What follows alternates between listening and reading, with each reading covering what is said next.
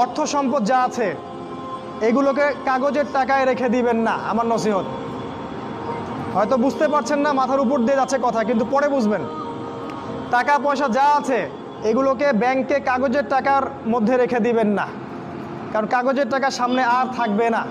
লিখে রাখেন, কয়েক বছর পরে দেখতে পারবেন সমস্ত টাকা হয়ে যাবে ইলেকট্রনিক। খালি পাঠাবেন ইলেকট্রনিক মানি, মানে আপনি টাকা ধরতেও পারবেন না, পকেটে রাখতেও পারবেন না, খালি জানবেন আমার অ্যাকাউন্টে এত টাকা আছে। এই পুরো ব্যাংকিং সিস্টেমটা পড়ে যাবে, থাকবে না। বিশ্বাস না হলে লিখে রাখতে পারেন, এই পুরো ব্যাংকিং সিস্টেম পড়ে যাবে, কাগজের টাকা থাকবে না। কি করবেন তাহলে?